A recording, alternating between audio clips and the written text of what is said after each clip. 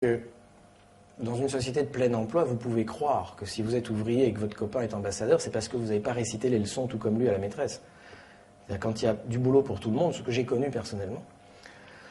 Je dis ça aux plus jeunes, hein. On avait un truc super, ça s'appelait la démission. J'adorais ce truc-là. Ouais, c'est une boîte pourrie, ici je me casse. Hop. Le lendemain, t'allais bosser ailleurs, hein, tout de suite. Et donc maintenant, c'est super, j'ai rien à dire, c'est très bien ici.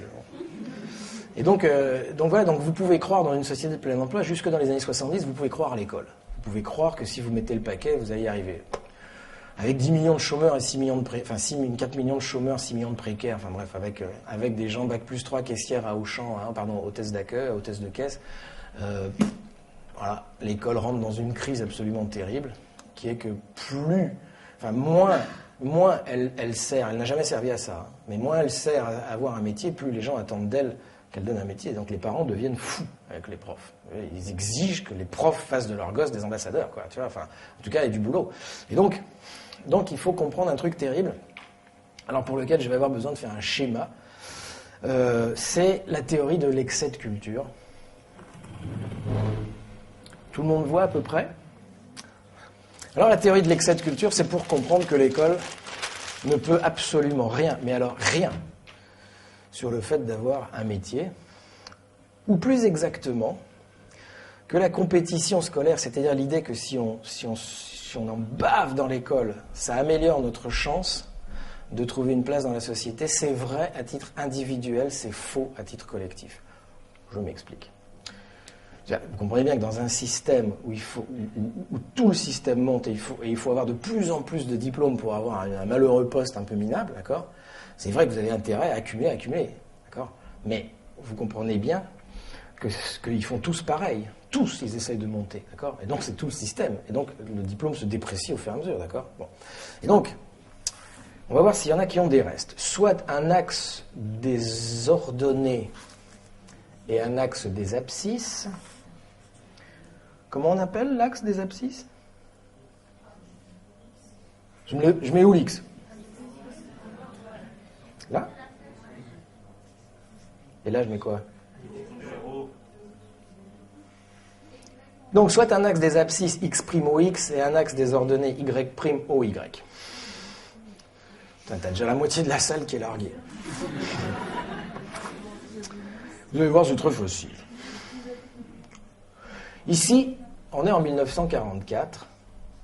Ici, on est en 73. Et ici, on est en 2009, à Bourainville. Donc, sur l'axe des abscisses, on met les années. Et puis là, on va mettre le niveau culturel global de la population française, qui est évalué avec des indicateurs de l'INSEE qui valent ce qu'ils valent. C'est le nombre de personnes qui parlent anglais, le nombre de personnes qui ont plus de 5 livres chez eux, le nombre de personnes qui sont allées 4 fois au théâtre, enfin voilà. Vous avez des indicateurs, d'accord, le nombre de diplômes, le nombre de bacs, qui vous définissent une espèce d'indicateur global qui est le niveau culturel global de la population française, d'accord ? Bon. En 1944, regardez bien, le niveau culturel global de la population française, il est là. Et la demande des entreprises en matière de qualification culturelle, il est là. Ça veut dire quoi ? Ça veut dire que la France est rasée avec des bombes américaines et que donc il faut reconstruire l'appareil de production, il faut reconstruire des usines, on a besoin d'ingénieurs, il n'y en a pas.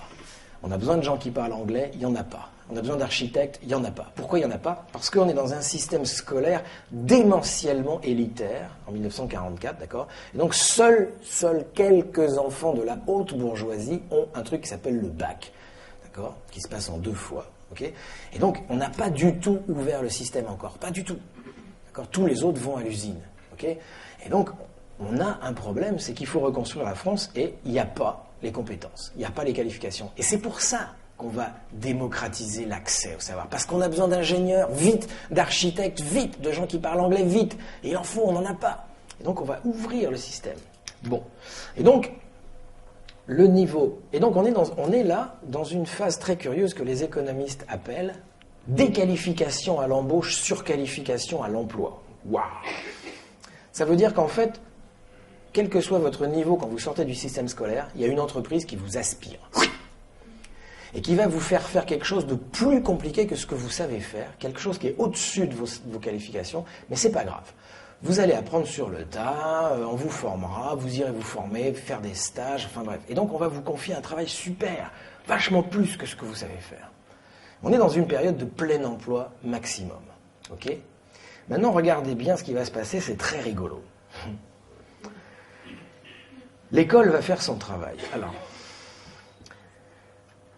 la télévision va faire son travail. Le livre de poche qui arrive en 63 va faire son travail. Bref, la démocratisation culturelle va fonctionner à plein. Et le niveau culturel de la population française va monter. D'accord ? Mais il va monter plus vite que le besoin des entreprises en matière de qualification culturelle, c'est-à-dire en matière de... Et donc il va croiser aux alentours de 1973, fin du plein emploi, début du chômage structurel de masse. Pourquoi ? Eh bien parce qu'à partir de 1973, nous en savons tous plus, grâce à l'école, que ce qu'on nous laisse faire dans l'organisation du travail dans l'entreprise. Si vous voulez, l'organisation du travail reste massivement stupide, on appelle ça une organisation scientifique du travail, d'accord ? Et donc, nous sommes de plus en plus intelligents et on continue à ne rien nous laisser prendre comme initiative. Vous pouvez vérifier là où vous êtes tous, pour ceux qui travaillent dans cette salle, vous en savez plus que ce qu'on vous laisse faire dans l'organisation du travail. Mais vous connaissez ça très bien, hein ? C'est la secrétaire trilingue à qui on laisse utiliser une seule langue pour coller des timbres toute la journée sur des enveloppes, d'accord ? Et donc, ce qui va se passer, c'est que la secrétaire trilingue, pour arriver à se caser là-dedans, là, c'est la bagarre. Là, c'est la bagarre. On appelle ça la lutte des places. Pour arriver à se caser là-dedans, elle va se présenter devant un patron en disant « je suis secrétaire trilingue ». Et puis à côté, il y a une secrétaire bilingue et à côté, il y a une secrétaire monolingue. Et elles acceptent toutes les trois le même salaire. La secrétaire trilingue accepte de baisser ses exigences salariales pour avoir le boulot à tout prix. Et donc le patron va engager la plus qualifiée pour lui confier un travail débile de secrétaire monolingue pour coller des timbres, hein, d'accord ? C'est-à-dire qu'il ne va pas utiliser ses compétences. Et donc elle va pousser vers le bas la secrétaire monolingue qui va devoir, elle, se caser là-dedans. Et elle va piquer le boulot d'une caissière à Auchan qui, elle, va piquer le boulot, etc. Et à la fin, pour un qui se case là-dedans, vous n'avez pas un, mais deux qui sortent en bas. Début du chômage structurel de masse. Chaque fois qu'il y en a un qui arrive à se caser, là, il y en a deux qui sortent là. Et donc, quand je vous dis que c'est vrai individuellement et c'est faux collectivement, chaque fois que l'un de nous arrive à rentrer dans le système, il se fout complètement de savoir qu'il y a quelqu'un d'autre qui sort quelque part. On appelle ça l'insertion professionnelle. Et donc c'est un système mortifère, parce que c'est vrai qu'il vaut mieux se battre comme des chiens et pousser ses gosses à faire des diplômes, à condition de se dire qu'on n'en a rien à foutre, d'accord, du chômage qui augmente. Parce que vous comprenez bien qu'avec tous les gens qui trouvent du travail, depuis le temps, il n'y a plus de chômage, d'accord ? Bon. Et donc cette théorie, c'est la théorie de l'excès de culture, et elle permet de montrer que ça ne sert plus à rien. Enfin, je veux dire, c'est pas parce que vous allez accumuler des diplômes que vous comprenez que ça va baisser le chômage. Ça va simplement rendre plus violent la compétition. Mais je veux dire, l'école ne réglera pas la question du chômage. Et c'est un scandale de faire croire que l'école, si on la réforme, va mettre fin au chômage. C'est une horreur, ce truc-là. Ne vous laissez jamais dire ça. Ne votez pas pour les gens qui disent ça. Et donc, pourquoi c'est un scandale ? C'est parce qu'il n'y a aucun rapport. Je sais que c'est difficile à comprendre, mais je le fais vite, hein, j'ai pas le temps, mais il n'y a aucun rapport entre l'école et l'emploi. Aucun, absolument aucun. Alors je sais que dans votre tête, si, mais en fait, non. Et alors cette école de Condorcet, cette école dont je viens de dire du mal pendant à peu près 2 heures et des brouettes, nous allons la perdre dans très peu de temps maintenant. Cette école va être privatisée. Elle va être privatisée parce que c'est le dernier bastion de politique publique qui résiste encore à la privatisation et que l'Union européenne, ne confondez pas Europe et Union européenne. L'Union européenne veut privatiser le marché éducatif. Ça s'appelle le marché éducatif. Et donc, vous avez un site magnifique qui s'appelle Appel pour une école démocratique, dans lequel il est allé chercher tous les textes de l'OCDE. L'OCDE, c'est le club européen dont l'objectif est de nous faire passer la pilule des privatisations. D'accord, en habillant ça avec des termes. Hein. La réforme du lycée, le lycée modulaire, le lycée à la carte. Comme ça, le choix laissé aux élèves de choisir, la liberté de choix. Enfin bref. Privatisation, marchandisation du système complète. Et donc cette phrase, écoutez cette phrase magnifique d'un rapport de l'OCDE de 1999, les perspectives de profit pour les investisseurs institutionnels. Vous savez qui c'est? Maintenant, on le sait depuis le crack, là. C'est les assurances, les fonds de pension américains et les banques. Donc, des gens qui ont des milliards à jouer en bourse. On appelle ça les investisseurs institutionnels, les zinzins. Bon. Eh bien, les perspectives de profit sur le marché éducatif, c'est-à-dire si on arrive à péter l'éducation nationale et à ouvrir un système de marché éducatif, les perspectives de profit sont de l'ordre de 1 à 7, c'est-à-dire 7 euros ramassés pour 1 euro investi, quand elles ne sont que de 1 à 2 sur le marché de la construction automobile. Rapport de l'OCDE 1999. Est-ce que vous croyez que les zinzins sont assez zinzins pour laisser passer une perspective de profit de 1 à 7? Et donc il faut péter les éducations nationales en Europe, et c'est déjà commencé. Parce qu'il y a aujourd'hui 3 tendances qui vont déchirer l'éducation nationale et qui vont faire péter le système. Vous avez ceux qui disent, mes petits amis, l'école, elle est là pour instruire. Point barre. C'est-à-dire transmettre des morceaux de connaissances, de géographie, pendant des tranches d'heures à des groupes d'élèves. Nous ne sommes pas des travailleurs sociaux. Nous ne sommes pas des animateurs de MJC, nous ne sommes pas des psychologues, nous sommes des enseignants. Foutez-nous la paix avec les problèmes des jeunes. Nous ne connaissons pas de personne, nous ne connaissons que des élèves, d'accord? Et si Karine subit dans sa famille de la part de son beau-père depuis l'âge de 10 ans des nanana, d'accord, qui fait que quand elle arrive en classe, elle n'est pas très réveillée pour faire ses devoirs et tout ça, ça n'est pas notre problème. Que les gens dont c'est le problème règlent le problème de la famille de Karine, mais moi, je suis professeur de géographie, qu'on me foute la paix avec les problèmes sociaux. Et donc, si vous me laissez faire de nouveau mon métier, vous verrez que l'école, de nouveau, sera une école qui fonctionne et qui aura du travail pour tout le monde et que ça sera bon. Donc, vous avez toute une première tendance. En gros, ce sont les ayatollahs républicains. Régis Debray, Elisabeth de Fontenay, Finkielkraut, toute la bande. Bon. Et donc, vous avez une deuxième tendance. Deuxième tendance qui dit, mes petits amis, il faut que l'école arrête d'instruire, c'est-à-dire de transmettre des morceaux de connaissances débiles, d'accord, qui ne servent plus à rien. Les élèves en savent plus sur les États-Unis en regardant Internet et la télévision qu'avec leurs cours de géographie, d'accord. Donc, et puis une jeune fille qui subit un inceste dans sa famille, il faut prendre ça en compte, d'accord. Et donc, l'école doit s'ouvrir sur la société. Il faut que l'école arrête d'être cette espèce de lieu incroyable où on enseigne des machins côte à côte, etc. Il faut faire rentrer à l'école la vie. Il faut faire rentrer à l'école. Et donc, l'école, elle n'est pas là pour instruire. Ce n'est pas ça, sa mission. L'école, elle est là pour éduquer. C'est-à-dire éduquer à la vie en société. Et donc, il faut qu'à l'école, on parle d'autre chose que du programme de géographie, d'accord. Il faut qu'on parle de l'entreprise. Il faut qu'on parle des partis politiques. Il faut qu'on parle de la vie, bref. Donc ceux-là, ce sont les pédagogistes. Et puis vous avez une troisième tendance, beaucoup plus silencieuse, beaucoup plus discrète et beaucoup plus dangereuse. Et la troisième tendance dit, mes petits amis, l'école, elle n'est pas là pour instruire. C'est fini ça. Elle n'est pas là pour éduquer, c'est pas son rôle. L'école est là pour former. C'est-à-dire que quand on sort de l'école, on doit avoir un métier. Eh bien, ceux qui sont le mieux placés pour savoir quels sont les besoins dans les entreprises, ce sont les entreprises. Et donc, il est absolument indispensable que ce soit les entreprises maintenant qui déterminent les contenus des programmes scolaires. Okay ? Parce qu'on n'a pas les mêmes besoins à Borainville qu'à Toulouse. D'accord ? Et donc, laissez les entreprises s'occuper de l'école et vous verrez, il n'y aura plus de chômage. Et alors Jean-Louis Deroy dit un truc incroyable, il dit « Ils ont tous les trois raison ». Ils ont tous les trois raison. C'est-à-dire qu'il est évident que l'école doit instruire, c'est évident, c'est-à-dire transmettre des connaissances. Il est certain qu'elle doit éduquer à la vie en société.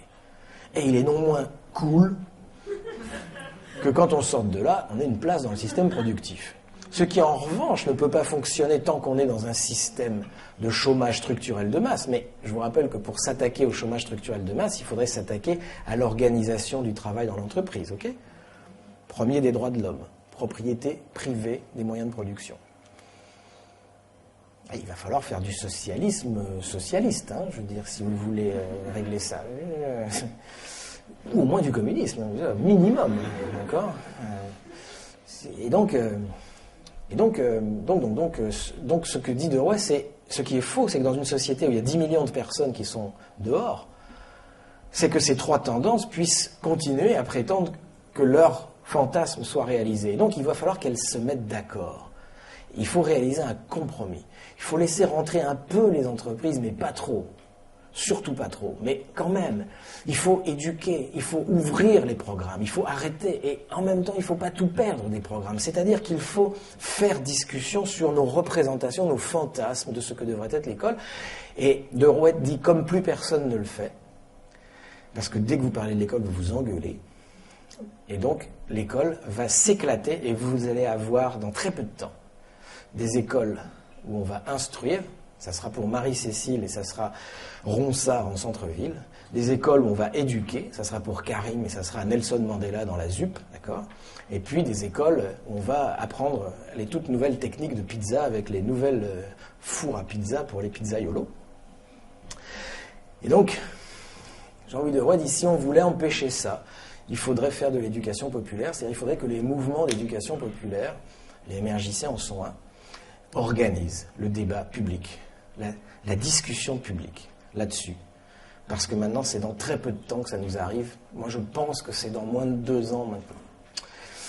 Voilà, c'était ça que je voulais vous dire. Alors, le paradoxe, évidemment, vous voyez dans lequel nous sommes, c'est qu'après avoir dit autant de mal de l'éducation nationale, voilà que je pose la question de la sauver. Parce que il n'y a que 2 solutions. Soit on la laisse crever, et on passe au système tout privé, tout marchand, avec rémunération des profs à la performance. Vous avez vu aux États-Unis, Obama, ce qu'il vient de faire passer ? Rémunération des profs au nombre de diplômés à l'arrivée. Les profs qui ont des résultats doivent être plus payés que les profs qui n'ont pas de résultats. Et donc ça arrive en France à toute vitesse. Okay ? Et les profs seront d'accord. Parce que plein de profs pensent qu'ils sont meilleurs que leurs collègues. Et qu'ils méritent, tu vois. Et donc, on va augmenter leur salaire. Et donc, bon. Et puis, on va confier la compétence éducative aux régions. Gros piège. Parce que les régions, elles savent que pour attirer les entreprises, elles ont 20 ans pour créer des lycées d'élite. 20 ans. Il faut virer tous les mômes qui traînent et il faut des lycées d'élite. Et si on a un lycée d'élite dans cette région, alors les entreprises, dans 20 ans, elles viendront ici, elles n'iront pas en Poitou-Charentes. Vous savez que la décentralisation, c'est la mise en concurrence de toutes les régions les unes contre les autres. Hein. Vous avez un truc super dans Charlie Hebdo qui est passé il y a quelques mois. La région Basse-Normandie et la région Haute-Normandie ont demandé une étude pour savoir quel serait l'impact d'une réunification des 2 Normandies. Et alors, le résultat, c'est que ça serait la première région de France, la 6e région d'Europe pour le nombre de salariés, la richesse, etc. Bref, un truc incroyable. Et alors Charlie Hebdo dit, vous vous rendez compte le pays qu'on aurait si on remettait toutes les régions ensemble ?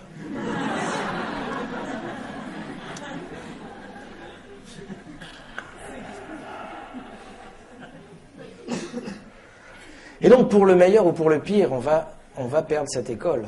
Pour le meilleur, on pourra peut-être la recréer sur des bases un peu plus intelligentes. On fera de nouveau des écoles Freinet. Les jeunes ne savent même plus ce que c'est que Freinet, on leur en parle pas dans les IUFM, d'accord ?